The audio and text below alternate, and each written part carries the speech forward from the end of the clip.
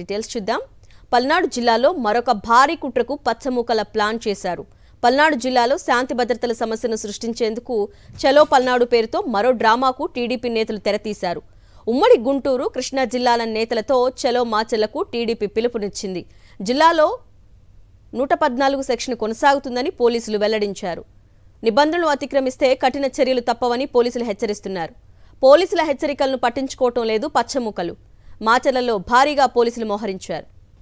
పల్నాడు జిల్లాలో మరొక భారీ కుట్రకు పచ్చమూకలు ప్లాన్ చేశారు. పల్నాడు జిల్లాలో శాంతి భద్రతల సమస్య సృష్టించేందుకు చలో పల్నాడు పేరుతో మరో డ్రామాకు టీడీపీ నేతలు తెరతీశారు. ఉమ్మడి గుంటూరు, కృష్ణా జిల్లాల నేతలతో చలో మాచెలకు టీడీపీ పిలుపునిచ్చింది.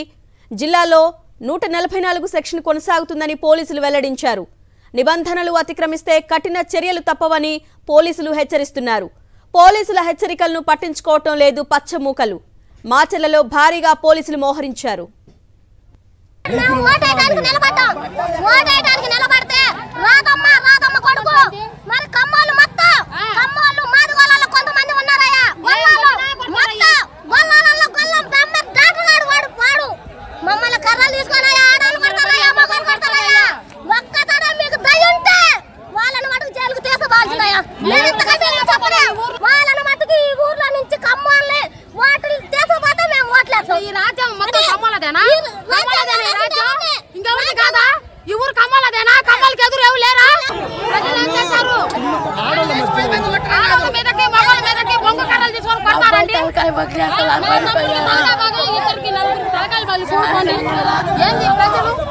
టీడీపీ నాయకులు మొత్తాన్ని కొట్టిర్రు, తలకాలు పగలు కొట్టిర్రు.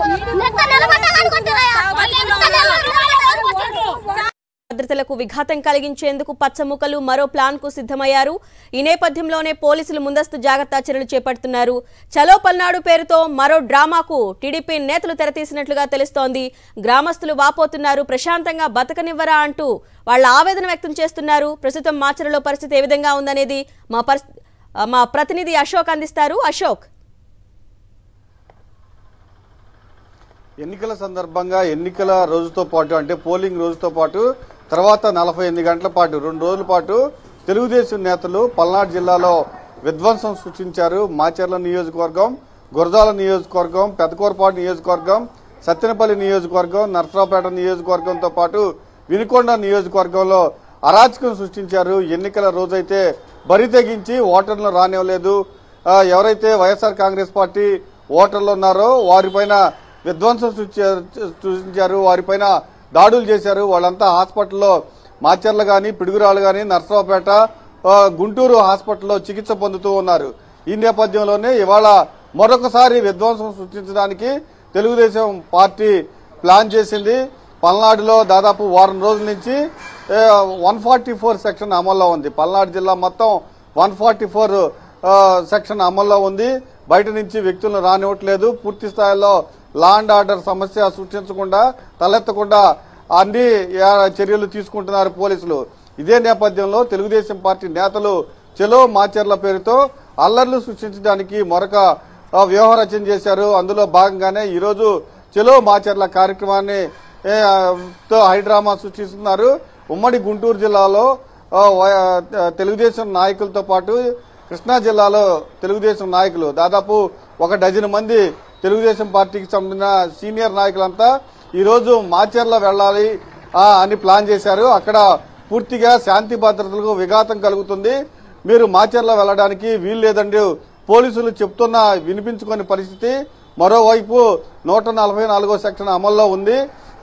మీరు ప్రశాంతమైన వాతావరణాన్ని చెడగొట్టొద్దని పోలీసులు చెప్తున్నా తెలుగుదేశం నాయకులు మాత్రం పట్టించుకోని పరిస్థితి. అందుకే పోలీసులు ముందస్తు చర్యల్లో భాగంగా ఏదైతే జిల్లా సరిహద్దుల్లో భారీ బందోబస్తు ఏర్పాటు చేశారు, అలానే సత్తెనపల్లి, పిడుగురాళ్ల, మాచర్ల ప్రాంతాల్లో భారీగా పోలీసు బందోబస్తులు ఏర్పాటు చేశారు.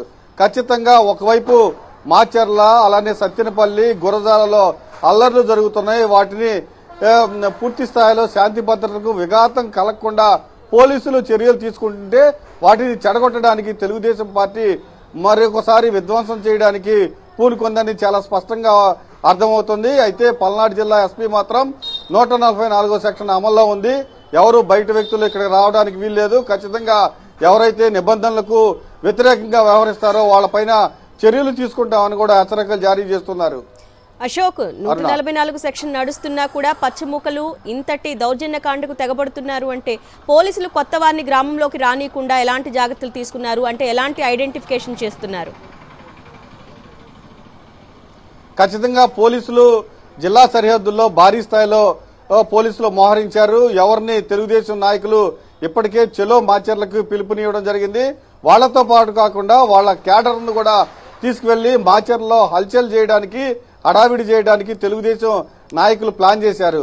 ప్రశాంతంగా ఉన్న మాచర్లను విధ్వంసం సృష్టించాలనేదే వాళ్ళ ప్లాన్ గా తెలుస్తూ ఉంది. పోలీసులు ముందుగానే మేల్కొన్నారు. జిల్లా సరిహద్దుల్లో అంటే గుంటూరు జిల్లా, పల్నాడు జిల్లా సరిహద్దుల్లో భారీగా పోలీసులు మోహరించారు. దాంతో పాటుగా పిడుగురాళ్ల, సత్తెనపల్లిలో కూడా ఒక చోట తప్పుకుంటే మరొక చోట పట్టుకోవడానికి భారీ స్థాయిలో పోలీసులు మోహరించారు. దాంతో పాటుగా మాచర్లలో ఇప్పటికే స్పెషల్ ఫోర్స్ ను కూడా రంగంలో దించారు. ఇప్పటికే చాలా గ్రామాల్లో తెలుగుదేశం దాడులు, ఎన్నికల సందర్భంగా తెలుగుదేశం దాడులకు సంబంధించి కొంతమంది ఊళ్ళ నుంచి పరారయ్యారు. సత్తెనపల్లిలో మాదల, అలానే తొండపి నుంచి వైఎస్ఆర్ కాంగ్రెస్ పార్టీ నాయకులు, కార్యకర్తలు ఇప్పటికే ఊరు వదిలిపెట్టి వెళ్లిపోవడం జరిగింది. వాళ్ళందరినీ తీసుకొచ్చే ప్రయత్నం పోలీసులు చేస్తుందే. తెలుగుదేశం నాయకులు, కార్యకర్తలు మాత్రం చెలో మాచర్ల పేరుతో మళ్లీ విధ్వంసం సృష్టించడానికి ప్రయత్నం చేస్తున్న పరిస్థితి మాచర్లో కనిపిస్తుంది. ఖచ్చితంగా పోలీసులు అయితే నిబంధనలు పాటించిన వారిని 144వ సెక్షన్ అమల్లో ఉంది కాబట్టి దానికి వ్యతిరేకంగా వ్యవహరించిన వారిపైన కఠిన చర్యలు తప్పవని హెచ్చరిస్తూ ఉన్నారు. Right Ashok, thanks for the details.